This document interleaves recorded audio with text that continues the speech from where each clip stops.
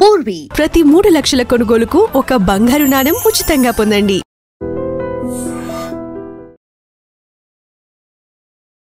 నమస్తే, welcome to I dream weekend update with Kavitha. Jubilee hills అసెంబ్లీకి సంబంధించి బైపోల్కి కొన్ని గంటలు మాత్రమే మిగిలి ఉంది. యాక్చువల్గా అక్కడున్నటువంటి పబ్లిక్ పల్స్ ఏం చెప్తోంది, మూడ్ ఎటువైపు ఉంది, ఎవరిని ఎన్నుకోబోతున్నారు, బోల్డ్ అని అంచనాలు విశ్లేషణలు ఉన్నాయి, అందులోనూ సర్వేలు కూడా ఉన్నాయి. ప్రస్తుతం మనం పల్స్ టుడే చేసినటువంటి సర్వేని చూద్దాం. మనతో పాటుగా ఉన్నారు Pulse Today research and surveys founder Raju గారు మనతో పాటుగా ఉన్నారు. హలో అండి రాజు. నమస్తే అండి. సో ఫస్ట్ మనం డివిజన్ల వారీగా చూద్దాము. జూబ్లీ హిల్స్కి సంబంధించి 7 డివిజన్లు ఉన్నాయి. ఆ డివిజన్ల వారీగా 3 పార్టీలకి పోల్ పర్సెంటేజ్ అనేది ఎలా ఉండబోతోంది, ఓటర్లు ఎవరి వైపు మొగ్గు చూపబోతున్నారు. ఫస్ట్ మనం ఎర్రగడ్డ డివిజన్కి సంబంధించి చూసుకుందాం. ఎర్రగడ్డ డివిజన్లో బీఆర్ఎస్ పార్టీకి 40% అనేది కనిపిస్తోంది, కాంగ్రెస్ పార్టీకి 56% అని ఉంది, బీజేపీకి 4% అనేది ఉంది. యాక్చువల్గా ఈ సర్వేని ఏ టైంలో స్టార్ట్ చేశారు, దానికి క్రైటీరియాగా ఏ అంశాలు తీసుకున్నారు, ఎలాంటి సర్వే తీసుకున్నారు? యూజువల్గా సర్వే అనగానే ర్యాండమ్గా తీసుకుంటారు, అవి సైంటిఫిక్గా ఉండవు, ఇలాంటివన్నీ వినిపిస్తూ ఉంటాయి కదా. మీరు చేసినటువంటి సర్వే దేన్ని ఫాలో అయింది? మేడం, మనం అక్టోబర్ 26 నుంచి నవంబర్ 5 వరకు ఈ సర్వేని జూబ్లీ హిల్స్ నియోజకవర్గంలో 7 డివిజన్స్లో కూడా కవర్ చేయడం జరిగింది. ఇప్పుడు మనం డివిజన్ వైజ్గా 500 శాంపిల్స్ తీసుకున్నాం. శాంపిల్ మీన్స్ ఒక ఓటర్. ఇప్పుడు ఎర్రగడ్డ బోర్డర్స్ ఏమైతే ఉంటాయో ఎవ్రీ స్ట్రీట్ కవర్ అయ్యేలాగా ర్యాండమ్లో మేడం. ఇప్పుడు ఒక హౌస్లో ఒక శాంపిల్ తీసుకున్నాము అంటే మనం అదే లైన్లో రైట్ హ్యాండ్ రోల్లో కొంత స్కిప్ చేసి అదేవిధంగా ఎవ్రీ స్ట్రీట్ కవర్ చేస్తుంటాం మనం. So male female 50-50.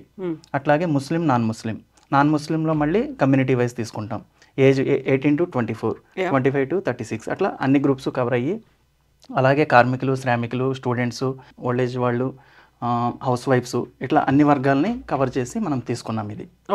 సో ఎర్రగడ్డ డివిజన్ చూసాము. నెక్స్ట్ డివిజన్ రెహ్మత్ నగర్కి సంబంధించి. రెహ్మత్ నగర్లో BRS party 32%, Congress 63% and BJP 5% అనేది ఉంది. డివిజన్ల వారీగా చూస్తే ఇక్కడ కాంగ్రెస్కి 31% మార్జిన్ అనేది కనిపిస్తోంది. అండ్ వెంగళరావు నగర్కి సంబంధించి బీఆర్ఎస్ పార్టీకి 35% ఉంది, కాంగ్రెస్ పార్టీకి 50% అండ్ బీజేపీకి 15%. మార్జిన్ కాంగ్రెస్ పార్టీకి 15%గా కనిపిస్తోంది. ఇక బోరబండ డివిజన్కి సంబంధించి చూస్తే బీఆర్ఎస్ పార్టీకి 56% ఉంది, కాంగ్రెస్ పార్టీకి 33%, బీజేపీకి 11%, బీఆర్ఎస్ పార్టీకి 23% మార్జిన్ అనేది బోరబండ డివిజన్లో కనిపిస్తోంది. షేక్పేట్ డివిజన్ బీఆర్ఎస్ పార్టీకి 66%, కాంగ్రెస్ పార్టీకి 31% అండ్ బీజేపీకి 3% కనిపిస్తోంది. బీఆర్ఎస్ మార్జిన్ అనేది 35% ఉంది. యూసుఫ్గూడ డివిజన్ బీఆర్ఎస్ పార్టీకి 58%, కాంగ్రెస్ పార్టీకి 37%, బీజేపీకి 5%గా కనిపిస్తోంది. BRS margin 21%. And Somajiguda division BRS పార్టీకి 54%, కాంగ్రెస్ పార్టీకి 39%, బీజేపీకి 7%, బీఆర్ఎస్ మార్జిన్ 15%. జూబ్లీ హిల్స్ కలిపి ఇప్పుడు జూబ్లీ హిల్స్ కాన్స్టిట్యున్సీలో ఎమ్మెల్యేగా ఎవరు గెలవబోతున్నారు, పార్టీ వైజ్ మనకు వచ్చినటువంటి మన సర్వే ప్రకారం పార్టీ వైజ్గా ఓట్ షేర్ ఈ విధంగా ఉండబోతుంది మేడం. ఇది ఖచ్చితంగా 100% నిజమవుతుందని స్ట్రాంగ్గా బిలీవ్ చేస్తున్నాం మేము. సో బీఆర్ఎస్ పార్టీకి సంబంధించి మొత్తం ఓవరాల్గా జూబ్లీ హిల్స్ ఆ 7 డివిజన్లు కలుపుకొని చూస్తే బీఆర్ఎస్కి 48% కనిపిస్తోంది, కాంగ్రెస్ పార్టీకి 43%, బీజేపీకి 7%, ఇతరులు 2%గా ఉన్నారు. బీఆర్ఎస్ పార్టీకి మార్జిన్ 5%గా ఉన్నట్టు తెలుస్తోంది. సో మీరు ఒక మాట చెప్పారు, ఖచ్చితంగా ఇదే అవుతుంది అనేది. బట్ ఇప్పుడు మనం ఈరోజు 6th ఉన్నాము. 6th నుంచి మళ్ళీ మనకు 11th వరకు, అంటే 9th ఈవినింగ్ అనేది క్యాంపెయినింగ్ ముగుస్తుంది. అప్పటికి చేంజ్ అవ్వదా వాళ్ళ మూడ్ అనేది? లేదు మేడం, ఆల్రెడీ ఇప్పుడు ప్రస్తుతం ఈ జూబ్లీ హిల్స్ బై ఎలక్షన్ కోసం ప్రజలు కాంగ్రెస్కి ఓటు వేయాలనుకున్న వాళ్ళు, బీఆర్ఎస్కి వేయాలనుకున్న వాళ్ళు ఆల్రెడీ స్టాండ్ తీసేసుకున్నారు. ఏ రీజన్స్ చేత తీసుకున్నారో కూడా మనం మొత్తం లిస్ట్ అవుట్ చేసుకోవడం జరిగింది. ఎగ్జాక్ట్గా ఆ అభ్యర్థిగా ఎందుకు ఓటు వేయాలనుకుంటున్నారు, బీజేపీకే వేయాలని ఎందుకు అనుకుంటున్నారు. సో వాళ్ళు స్టాండ్ అయిపోయి ఉన్నాం మేము ఖచ్చితంగా. కొంతమంది మాత్రం ఇంకా డెసిషన్ తీసుకోలేదని ఫస్ట్ చెప్తారు మేడం. వాళ్ళ దగ్గర మేము ఏంటంటే ఇంకొక 2 minutes అదనంగా కేటాయించి, అలా కాదండి, మీ అభిప్రాయం కూడా మాకు చాలా వాల్యుబుల్, ఇప్పుడు మీరు ఇంకా డెసిషన్ తీసుకోలేదు అంటే అది మాకు ఎర్రర్ పర్సంటేజ్ కింద ఇంకా నాట్ డిసైడెడ్ కింద పెట్టుకోవాల్సి వస్తుంది. సో మీలాంటి వాల్యుబుల్ ఓటర్స్ మాకు ఇట్లా చెప్తే ఒక సర్వే సంస్థగా మేము అంచనా వేయలేకపోతాము. సో అలా కాకుండా మీరు అంటే ఇది ఏ రాజకీయ పార్టీకి ఏ ఎమ్మెల్యే అభ్యర్థికి మేము సర్వే చేయడం లేదు. ఇది మా పల్స్ టుడే అనే ఒక సంస్థ తరపున ఓన్గా సర్వే చేసి మేము pre poll and exit poll release చేయడం కోసమే చేస్తున్నాము అనే ఒక నమ్మకాన్ని వాళ్ళకి కలిగిస్తే ఓకే అయితే వీళ్ళు ఈ మన లోకల్ క్యాండిడేట్స్ తరపున వచ్చిన వాళ్ళు కాదు కాబట్టి సో మన అభిప్రాయాన్ని ఓపెన్గా వీళ్ళకి చెప్పొచ్చు అనుకుని అప్పుడు కొంత సమయం ఆగిన తర్వాత ఓకే నేను ఈ పార్టీకి ఓటు వేస్తాను. ఎందుకమ్మా అంటే రీజన్ అది నోట్ చేసుకుంటాం. యా, సో ఇప్పుడు మీరు అన్న మాట ఒకటి, అంత ఈజీగా ఓపెన్ అయిపోరు, అందులోనూ ఇంకా టైం ఉంది. బోల్డ్ అని పార్టీలు బోల్డ్ అని ఆఫర్స్ అనేవి ఇస్తున్నాయి, చాలా కలర్ఫుల్ గా ఆకర్షణీయంగా వాటి కనిపిస్తున్నాయి. అందులో చాలా వరకు ఇప్పుడు మేము ఎందుకు చెప్పాలి, వేసే ఓటు ఏదో వేస్తాం కదా అనే ఒక ఫీల్ లో ఉంటారు కదా. ఫస్ట్ ఉంటారు మేడం. ఆ టైంలో వాళ్ళని పట్టుకోవడం, నిజంగా వీళ్ళు ఇటువైపే ఆలోచిస్తున్నారు, వీళ్ళకే ఓటు వేయబోతున్నారు, ఎలా ఐడెంటిఫై చేస్తారు? ఇప్పుడు 100లో మేడం 50% పబ్లిక్ ఏంటంటే సర్వేలకు చెప్పాలి, సర్వేలో నాది కూడా అభిప్రాయం భాగం అవ్వాలి అనుకునే వాళ్ళు ఒక 50% ఇంట్రెస్టెడ్గా ఉన్నారు.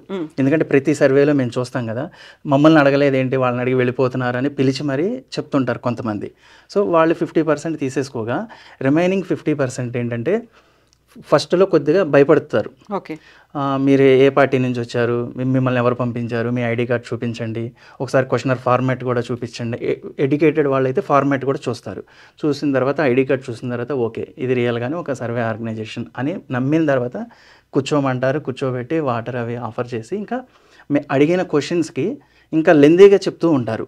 సో అక్కడ ఆ ఓటరు రియల్గా చెప్తున్నాడా లేదా ఏదో ఆర్టిఫిషియల్గా ఏదో చెప్పాలి కాబట్టి చెప్తున్నాడా అనేది మాకు అర్థమైపోతుంది మేడం. ఎందుకు అంటే ప్లస్ ఆర్ మైనస్లు చెప్పే దగ్గర ఇప్పుడు సీఎం ఇప్పుడు కాంగ్రెస్ నుంచి చెప్తేనేమో ముఖ్యమంత్రి గారి పనితీరు గురించి చెప్పేటప్పుడు, ఆ అభ్యర్థి గురించి చెప్పేటప్పుడు, లేదా గత సీఎం గారి గురించి చెప్పేటప్పుడు, బీఆర్ఎస్ పార్టీ చేసిన పనుల గురించి చెప్పేటప్పుడు అర్థమైపోతుంది ఓకే ఈయన అటు సైడ్ ఫేవర్గా ఉన్నాడు కాబట్టి డ్యామ్ షూర్గా ఈయన మనకు చెప్పినట్లే ఏ పార్టీకి ఓటేస్తారన్నప్పుడు బీఆర్ఎస్కి ఓటేస్తాడు.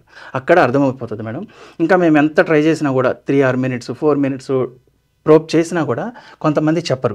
సో అట్లాంటి వాళ్ళని ఏంటంటే ఇంకా ట్రై చేస్తాం, చెప్పట్లేదు అనుకోండి అది మనం స్కిప్ చేస్తాం తప్ప దాన్ని వ్యాలిడ్ కిందకి తీసుకోం. సో ఇప్పుడు ఈ రెండిటికి బీఆర్ఎస్కి 48%, కాంగ్రెస్కి 43%, మార్జిన్ అనేది కేవలం 5% మాత్రమే ఉంది. అది ఇప్పుడు ఏంటంటే మేడం ప్రతి డివిజన్లో కూడా బీఆర్ఎస్ అభ్యర్థికి కాంగ్రెస్ అభ్యర్థికి చాలా హోరాహోరీ ఫైట్ ఉంది. ఇద్దరిలో ఎవరు తక్కువ కాదు, ఎవరు ఇది కాదన్నట్లే ఉంది. నవీన్ యాదవ్ గారిని ఓన్ చేసుకుంటున్నారు, ఈవిడ్ని లోకల్ క్యాండిడేట్గానే ఓన్ చేసుకుంటున్నారు.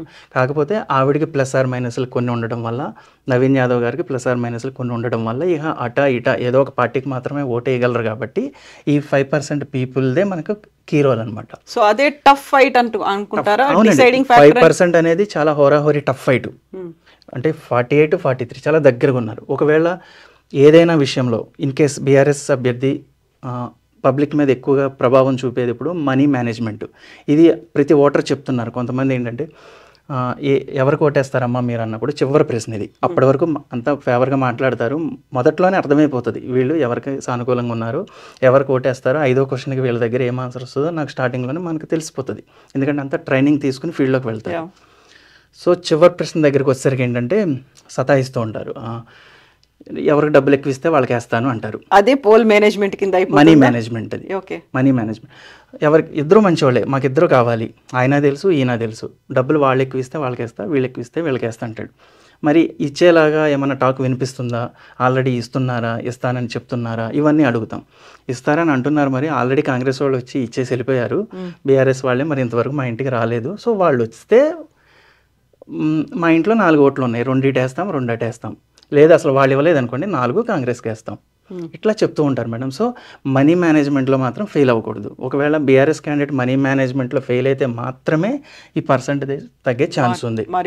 మారుతుంది అంటే మారుతుందంటే మీన్స్ ఒక 48 మనం ఎక్స్పెక్ట్ చేసాం కదా, 47కి 46.5కి అట్లా పడే ఛాన్స్ ఉంది తప్పించి అంచనా తారుమారయ్యే ఛాన్స్ అయితే లేదు. ఇక్కడ డిసైడ్ అయిపోయింది ఎవరు గెలవబోతున్నారు. ఖచ్చితంగా బీఆర్ఎస్ పార్టీ అభ్యర్థి మాగంటి సునీత గారు ఎమ్మెల్యేగా గెలవబోతున్నారు. సో కీలకమైనటువంటి అంశాలు ఏమున్నాయి, ఓటర్లు ఎందుకని బీఆర్ఎస్ వైపు లేకపోతే కాంగ్రెస్ వైపు మొగ్గు చూపుతున్నారా, ఆ పార్టీలను ఓటేయాలని ఎందుకు డిసైడ్ అయ్యారు, సో సానుకూల అంశాలు ఏమున్నాయి, వ్యతిరేకంగా ఏం ఆలోచిస్తున్నారు, ఏవి క్రూషియల్ రోల్ ప్లే చేయబోతున్నాయి, బీఆర్ఎస్ పార్టీ అభ్యర్థికి ఉన్న సానుకూల అంశాలు అడ్వాంటేజెస్ మేడం.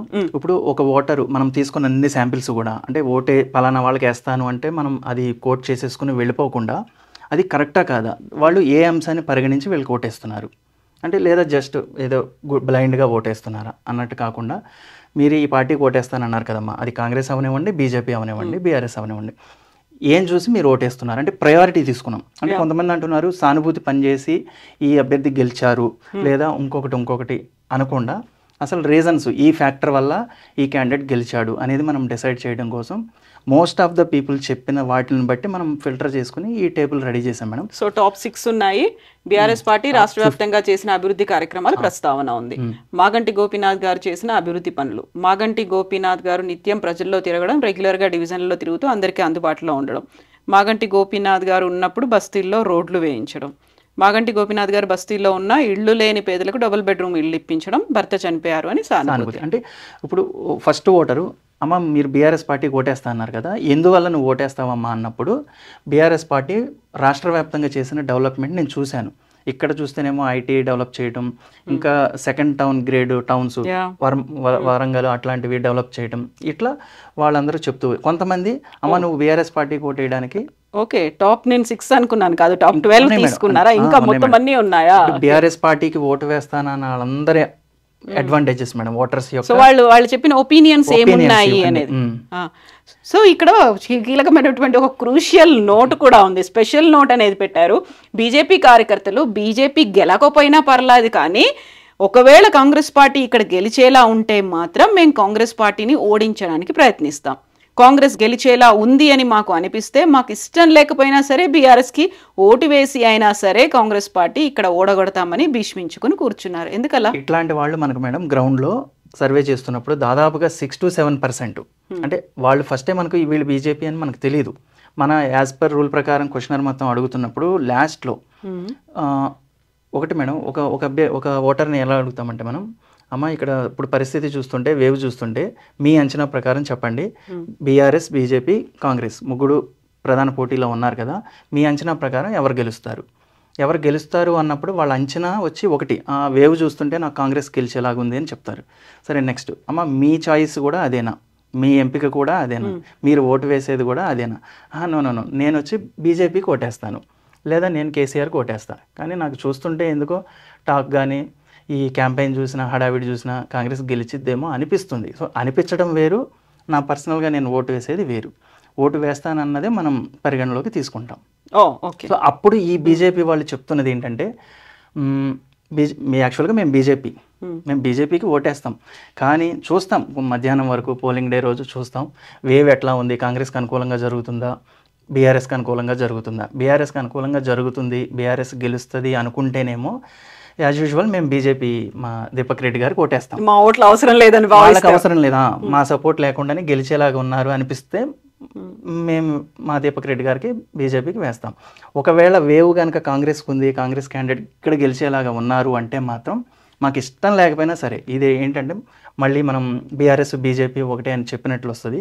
ప్రజలు చెప్తున్నది మాకు ఇష్టం లేకపోయినా సరే ఈసారికి బీఆర్ఎస్కి ఓటేసి ఇక్కడ కాంగ్రెస్ని ఓడగొడతాం.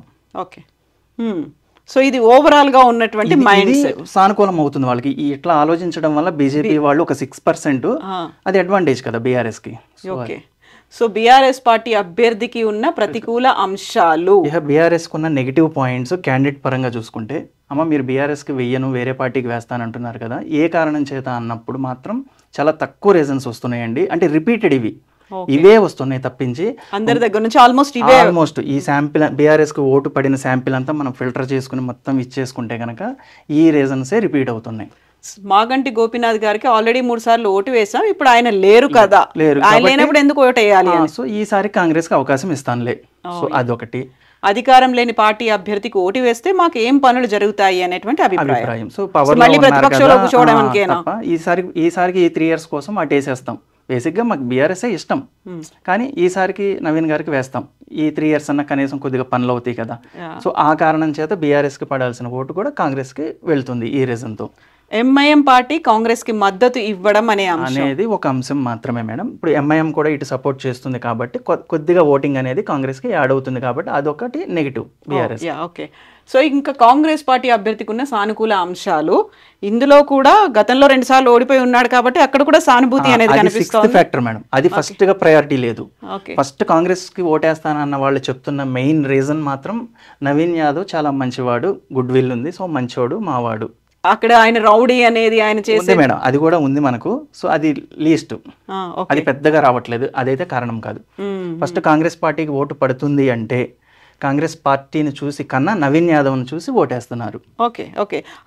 అండ్ ఆయన చేసినటువంటి సేవా కార్యక్రమాలు, అభివృద్ధి కార్యక్రమాలు ఉన్నాయి, ఆఫీస్కి వెళ్తే పని జరుగుతుంది అనేది ఉంది, వాళ్ళు ఉన్నారు. ఆల్రెడీ 2 times ఓడిపోయి ఉన్నాడు కాబట్టి ఈసారి ఇవన్నీ పాజిటివ్స్ మేడం. ఆయనకి ఇంకా నెగిటివ్స్ గా మారినవి మనకి ఇంపార్టెంట్ ఇక్కడ. ప్రధానంగా కాంగ్రెస్ పార్టీ మీద ఉన్న వ్యతిరేకత నవీన్ యాదవ్ కు పెద్ద minus point madam. So Congress party 2 years లో ఏమీ జరగలేదు, ఏం పనులు చేయలేదు, సో అందువల్ల ఇంకా కాంగ్రెస్ కి వేసి మళ్ళీ ఏం ఉపయోగం అనేది ఈయనకు మైనస్ గా మారుతుంది. ఓకే. నియోజకవర్గంలో ఉన్న వాటర్ సమస్య, కేసీఆర్ అధికారంలో ఉన్నప్పుడు వాటర్ సమస్య లేదు, కాంగ్రెస్ వచ్చాక వాటర్ సమస్య ఎక్కువైంది అని ఎక్కువ మంది అభిప్రాయపడుతున్నారు. ఓకే. ఎంఐఎం పార్టీ కాంగ్రెస్ పార్టీకి మద్దతు ఇచ్చినప్పటికీ ఆశించిన స్థాయిలో ముస్లిం ఓటు బ్యాంక్ నవీన్ యాదవ్ కు కాంగ్రెస్ కు టర్న్ కావట్లేదు, పూర్తి స్థాయిలో వీళ్ళు ఆశించినంత స్థాయిలో అవ్వడం లేదు. ఎంఐఎం ఓటు వరకు తీసుకుంటే కనుక ఎంఐఎం మద్దతు ఇచ్చినప్పటికీ ముస్లిం ఓట్ అనేది 60% బీఆర్ఎస్కే పడుతుంది. బట్ ఇక్కడ వెరీ రీసెంట్ గా జరిగినటువంటి డెవలప్మెంట్, అజరుద్దీన్ కేబినెట్ లోకి తీసుకున్నారు, ఆయనకు ఒక పోర్ట్ఫోలియోస్ అనేసి ఇచ్చారు, అవి ఇచ్చిన తర్వాత టర్న్ అవుట్ అవుతాయి అనుకున్నప్పుడు దాన్ని కన్సిడర్ చేయట్లేదా అక్కడ? ఇది కూడా మన ప్రశ్న ఉంది మేడం. ప్రతి ఓటర్ దగ్గర కూడా ఇది ముస్లిం ఓటర్ దగ్గర ప్రస్తావించాం మనం. ఇప్పుడు అజరుద్దీన్ గారికి మంత్రి పదవి ఇచ్చారు, సో మాకేంటి ఇక్కడ, మాకేం యూజ్ లేదు కదా, అది పదవి ఆయనకు వన్నె తెస్తుంది తప్పించి ఇక్కడ రోడ్ మాకేముంది, అది ఎలక్షన్ స్టంట్ గా మాత్రమే చూస్తున్నారు. ముస్లింసే చెప్తున్నారు ఓపెన్ గా, హడావిడిగా ఇచ్చేసారు. ఓకే, అది ఆయనకి ప్లస్, ఆయనకి పనికి వస్తుంది, మాకేముంది, మాకు ఇదిగో కేసీఆర్ అప్పుడు ఇవి చేసిండు, ఇవి చేశాడు, ఇవన్నీ ఇప్పుడు మీరు చూస్తున్నారు కదా, ఇవన్నీ కూడా ఆయన కట్టించినవే. ఇప్పుడు ఈ డబుల్ బెడ్రూమ్ ఇల్లు ఉన్నాయి కదా, ఇవన్నీ ఆయన ఇచ్చినవే. మాకు రాకపోయినా ఇదిగో వాళ్ళకి వచ్చింది కదా, మాకు అప్పుడు వాటర్ సమస్య ఉండేది కాదు, ఇప్పుడు వాటర్ సమస్య ఉంది. అజారుద్దీన్ ఫ్యాక్టర్ అనేది మేడం అస్సలు ఎక్కడ కనిపించట్లేదు. ఓకే. కాంగ్రెస్ పార్టీ అభ్యర్థికి ఉన్న ప్రతికూల అంశాలు, అజరుద్దీన్ గారికి మంత్రి పదవి ఇచ్చినా కేవలం election stunt. Okay, Naveen Yadav మంచోడే కానీ ఆయన వెనకాల ఉండే గ్యాంగ్స్ తో ఇబ్బంది అనే భావన కొంతమంది చెప్పారు మేడం. అండ్ అందుకని ఇది 6th కిందకి వెళ్ళింది. మెయిన్ ఇదే కారణం కాదు, ఆ కొంతమంది చెప్తున్న వాళ్ళని కూడా ఇంకా డీప్ గా అడగడం జరిగింది. అలా చెప్తున్నారు కదమ్మా, మీకు ఏదైనా పర్సనల్ గా మీకు ఏమైనా అనుభవం ఉందా, అంటే మీరు ఏదైనా ఆ గ్యాంగ్స్ తోటి మీరు ప్రాబ్లం ఫేస్ చేయడం కానీ, లేదా మీ ఏరియాలో ఏదైనా ఇబ్బంది జరిగిందా అంటే అట్లాంటిది ఏం లేదు, ఎక్స్ప్లెనేషన్ లేదు. మళ్ళీ ఫలానా జరిగింది, ఇందువల్ల వాళ్ళ గ్యాంగ్ని మేము చెడు అభిప్రాయంతో చూస్తున్నాం అనడానికి కారణాలు లేవు, కాకుండా ముద్ర పడిపోయింది. సో అది ఆయన తొలగించుకునేలాగా ఒక స్టేట్మెంట్స్ అట్లాంటివి ఇచ్చుకుంటే వాళ్ళ వల్ల మీకు ఎటువంటి ఇబ్బంది ఉండదు, అది రూమర్స్ అని ఆయన చెప్తే ఆయన కొద్దిగా ప్లస్ అవ్వచ్చు. ఓకే. బస్ ఛార్జెస్ పెంచడం, మహిళలకు ఉచిత బస్ పథకం పెట్టి ఆవారా ఛార్జీలు పెంచారంటే ఇతర ఛార్జీలు అనేవి పెంచారు. కేవలం ఒకటి ఏం చేసింది ఈ 2 years అన్న వాళ్ళ దగ్గర మేము చెప్తాం, అదేంటండి ఫ్రీ బస్ ఇచ్చారు కదా, మీ ఇంట్లో లేడీస్ అందరూ కూడా ఫ్రీగా వెళ్తున్నారు కదా, గవర్నమెంట్ ఏం చేయట్లేదు అంటారు ఏంటి అన్నప్పుడు, పెంచారు, ఉచితంగా ఇచ్చారు, ఏం సుఖం, అది ఛార్జెస్ పెంచేశారు, కవర్ అయిపోయింది కదా. ఇప్పుడు మేము అదే, ఇప్పుడు పేరుకే తగ్గించారు, మా వైఫ్ టికెట్, నేను టికెట్, మా భార్యాభర్తల టికెట్ కలిపి నా దాని మీద పడిపోయింది కదా, ఇంకా ఫ్రీ ఎక్కడ ఉంది అని తిరిగి క్వశ్చన్ చేస్తున్నారు. ఓకే. సో బీజేపీ పార్టీ అభ్యర్థికి ఉన్న సానుకూల అంశాలు, మోదీ క్యాండిడేట్ దీపక్ రెడ్డి గారికి ఇక్కడ ఎవరైనా ఆ 7% ఎవరైతే ఓటు వేస్తున్నారో వాళ్ళు ఏం చూసి ఓటేస్తున్నారు అంటే మోదీ గారిని చూసి ఓటేస్తున్నారు first of all. Okay. Hindu party అనే అభిప్రాయం ఇవి కొన్ని కమ్యూనిటీస్ లో కొన్ని వర్గాల్లో కనిపిస్తుంది, వాళ్ళే చెప్తున్నారు. ఓకే. బీఆర్ఎస్ కాంగ్రెస్ పార్టీలు నచ్చని వారికి ప్రత్యామ్నాయ అవకాశంగా మాత్రమే చూసి ఇంకా ఆల్టర్నేట్ ఇది ఒకటే ఉంది కాబట్టి మెయిన్ పార్టీ దానికి వేస్తాం. అంటే బీజేపీని ఆన్ ద హోల్ చూడట్లేరు, క్యాండిడేట్ ని చూడట్లేదు మేడం. సో బీజేపీ పార్టీ అభ్యర్థికి ఉన్న ప్రతికూల అంశాలు, ఈ ఉప ఎన్నికను బీజేపీ అభ్యర్థి కానీ బీజేపీ ముఖ్య నేతలు కానీ సీరియస్ గా తీసుకున్నట్లు అనిపించట్లేదు. ఇది జనాలే అంటున్నారు. ఇప్పుడు అంటే కొంతమంది చెప్తున్నారు ఏమంటే బీజేపీ ఏం లేదండి ఇక్కడ, ప్రధానంగా కాంగ్రెస్ బీఆర్ఎస్ మధ్య ఉందన్నప్పుడు. ఎందుకు అంటే అసలు ప్రచారం కూడా మా ఏరియాలోకి ఇంతవరకు రాలేదు, ఆయన మొహం కూడా మేము ఇంతవరకు చూడలేదు. సో వాళ్ళంటే ఇంటింటికి వస్తున్నారు, సునీత గారి 2 పిల్లలు వస్తున్నారు, నవీన్ యాదవ్ వస్తున్నాడు, సో ఇట్లా వాళ్ళైతే వస్తున్నారు తప్ప ఈయన ఎక్కడ రావట్లేదు కదా. సో ప్రచారంలో కూడా వెనకబడిపోయారు, ప్రచారంలో వెనకబడి ఉన్నారు. అధికార పార్టీ అభ్యర్థి కాదు కదా అనే అభిప్రాయం ఉంది. ముఖ్యంగా మాగంటి గోపీనాథ్ గారి మరణం వల్ల వచ్చిన ఉప ఎన్నిక కాబట్టి ప్రజల ఇంటెన్షన్ అంతా మాగంటి సునీత గారి వైపు, మరియు అధికారంలో ఉంది కదా అని కాంగ్రెస్ వైపు, లోకల్గా పనులు జరిగేది కాంగ్రెస్ వల్లే అనే అభిప్రాయంతో ప్రధాన పోటీ బీఆర్ఎస్ కాంగ్రెస్ మధ్య మారిపోయింది. ఇక అది మైనస్ అయింది. అంటే ప్రధాన పోటీ ఆ రెండు పార్టీలకి షిఫ్ట్ అయిపోయేసరికి ఈయన థర్డ్ పొజిషన్ లో మైనస్ అయిపోయింది. జూబ్లీ హిల్స్ నియోజకవర్గంలో ముస్లిం ఓటు బ్యాంక్ అధికంగా ఉంది. బేసిక్గా ముస్లిమ్స్ బీజేపీకి ఓటు వేయడానికి ఇష్టపడకపో, అంతకు మించి బీజేపీ అభ్యర్థి లంకల దీపక్ రెడ్డి మీద వ్యతిరేక భావన, ఆరోపణలు వంటివి ఏం లేవు. క్లీన్ చిట్ ఉంది, క్లీన్ వైట్ పేపర్ లాగానే చెప్తున్నారు. ఆయన మీద ఈ అవినీతి ఆరోపణలు ఉన్నాయి, ఆయనకి ఎందుకు ఓటేయాలి, అంతకుముందు ఇలా చేశాడు ఇట్లాంటివి ఏమి నెగిటివ్స్ చెప్పట్లా. ఓన్లీ మెయిన్ గోపీనాథ్ గారు మరణించారు కాబట్టి వేస్తే ఆవిడకన్నా వేయాలి, పార్టీ రూలింగ్ లో ఉంది కాబట్టి కాంగ్రెస్ కన్నా వేయాలి, బీజేపీకి వేస్తే ఇప్పుడేమొస్తుంది, సో వేస్తే నెక్స్ట్ ఎలక్షన్స్ కి చూద్దాం అంతే. మరో ముఖ్యమైన విషయం, బీజేపీ కార్యకర్తలు బీజేపీ గెలవాలి అనే పాయింట్ మీద కన్నా కూడా కాంగ్రెస్ పార్టీ మాత్రం గెలవకూడదు అనే సంకల్పంతో ఉండడం వల్ల బీజేపీకి డిపాజిట్ కూడా కోల్పోతుంది. సో ఇవన్నీ నెగిటివ్స్ మేడం బీజేపీకి. సో మళ్ళీ ఇప్పుడు ఈ టైం ఉంది కదా, ఇంకొక 4-5 days అనేది టైం ఉంది.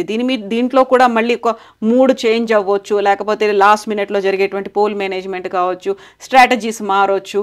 అప్పుడు ఎలాంటి రోల్ ప్లే చేస్తుంది, అప్పుడు ఏమైనా చేంజెస్ ఎలా ఉంటాయి మేడం? పోల్ మేనేజ్మెంట్ స్ట్రాంగ్గా చేయాలని బీఆర్ఎస్ ఎంత స్ట్రాంగ్గా ఉందో కాంగ్రెస్ కూడా అంతే స్ట్రాంగ్గా ఉంది. సో పోల్ మేనేజ్మెంట్లో పెద్దగా డిఫరెన్స్ వచ్చే ఛాన్స్ లేదు. ఇక ఎటు తిరిగి మనీ మేనేజ్మెంట్లో ఎవరు పర్ఫెక్ట్గా చేస్తారు, ఇద్దరూ పర్ఫెక్ట్గా చేస్తే ఎగ్జాక్ట్ అదే రేషియో వచ్చే ఛాన్స్ ఉంది. ఎవరన్నా తగ్గితే మాత్రం 1 or 2% మాత్రమే అటు ఇటు అవుతుంది. సో హ్యూజ్ మార్జిన్ అని చెప్పుకోవడానికి లేదు. హోరాహోరీ ఫైట్లో మన అంచనా ఖచ్చితంగా మాగంటి సునీత గారు 9,000 నుంచి 10,000 మెజారిటీతో ఎమ్మెల్యేగా గెలుస్తారు. జూబ్లీస్ కాన్స్టిట్యున్సీలో బేసిక్గా మనకు ఒక 55% పోలింగ్ అట్లా జరుగుతుంది, ఇంకెక్కువ జరగదు. ఒకవేళ పోలింగ్ ఎక్కువ జరిగిందనుకోండి కాంగ్రెస్కి అడ్వాంటేజ్ అయ్యే ఛాన్స్ ఉంది ఇక్కడ. ఓకే, సో ఇప్పుడు క్యాంపెయినింగ్ తో పాటుగా ఎవరెవరు ఎలాంటి స్ట్రాటజీస్ అందరినీ కూడా ఓటింగ్కి వచ్చి ఓటు వేసుకునేలాగా, ఇంకెవరెవరు రాలేదు, ఏ బూత్లో ఎంత లోలో ఉంది, ఆ బూత్ ఏజెంట్లు గ్రౌండ్లోకి వెళ్ళి మేనేజ్ చేసుకుంటూ ఇదంతా చేస్తే కొద్దిగా పర్సంటేజ్ కూడా పెరుగుతుంది. ఎంత ట్రై చేసినా కూడా బేసిక్గా జూబ్లీ హిల్స్ కాన్స్టిట్యున్సీ 55కి క్రాస్ అయ్యే ఛాన్స్ చాలా తక్కువ. అది మెయిన్ ఎలక్షన్ టైంలోనే ఇప్పుడు బై ఎలక్షన్ కాబట్టి కొద్దిగా ఈ హడావిడి ఉంది కాబట్టి వేద్దాము, ఒక స్పెషల్గా వచ్చిన ఎన్నిక కదా అనేసి కొంతమంది కూడా పనులు మానుకుని వచ్చి వేస్తారు. ఏదేమైనా 60 లోపే ఉంటుంది మేడం పర్సంటేజ్. సో దాన్ని దృష్టిలో పెట్టుకుంటే సునీత గారికి 9,000 10,000 మెజారిటీ వస్తుంది. దీనికి కొన్ని సైంటిఫిక్ రీజన్స్ కూడా ఉన్నాయి మేడం. ఇప్పుడు ఎందుకంటే ఇంకొక లాజిక్ చెప్తా. ఇప్పుడు గత ఎలక్షన్స్లో ఎంఐఎం సింగిల్గా పోటీ చేసింది, కాంగ్రెస్ సింగిల్గా పోటీ చేసింది, బీఆర్ఎస్ సింగిల్గా పోటీ చేసింది. అప్పుడు ప్రధాన పోటీలో ఉన్నప్పుడే మాగంటి గోపీనాథ్ గారికి వచ్చిన అత్యధిక మెజారిటీ 16,000. ఇప్పుడు చాలామంది కొంతమంది విశ్లేషణలు కొన్ని సర్వేలు 30,000 35,000 అట్లా మెజారిటీలు వస్తాయని కూడా చెప్తున్నాయి. సో ఈ లాజిక్ మరి ఎక్కడ మిస్ అవుతుందో తెలియదు. ఇప్పుడు మాగంటి గోపీనాథ్ గారే స్వయంగా పోటీలో ఉన్నప్పుడు ఎంఐఎం ఓట్లు ఆ పార్టీ ఓట్లు ఆ పార్టీ చీల్చుకున్నప్పుడే అంత మెజారిటీ వచ్చినప్పుడు ఇప్పుడు ఎంఐఎం మద్దతు కాంగ్రెస్కు ఉంది. సో ఇట్లాంటి సిచ్యువేషన్లో ఇంకా ఇంతకు మించి మెజారిటీ అప్పటికన్నా తగ్గాలే తప్ప పెరిగే ఛాన్స్ అయితే లేదు. సో కొత్త ఓటర్లు వచ్చారు అనుకుందాం, కొత్త ఓటర్లు వచ్చినా కూడా అది ఇద్దరికి స్ప్లిట్ అవుతుంది తప్ప ఆ కొత్తగా వచ్చిన ఓటర్లు అందరూ బీఆర్ఎస్కో అందరూ కాంగ్రెస్కో ఓటు వేసే ఛాన్స్ లేదు. సో ఈ సైంటిఫిక్ ఈక్వేషన్ చూసుకున్నా కూడా మెజారిటీ అనేది వర్కౌట్ అవుతుంది. 9 నుంచి 10,000 వచ్చే ఛాన్స్ ఉంది. ఇది మనకు 14వ తారీఖు తెలుస్తుంది. ఎస్ అండి, థ్యాంక్ యూ సో మచ్ రాజు గారు. థ్యాంక్ యూ అండి, థ్యాంక్ యూ.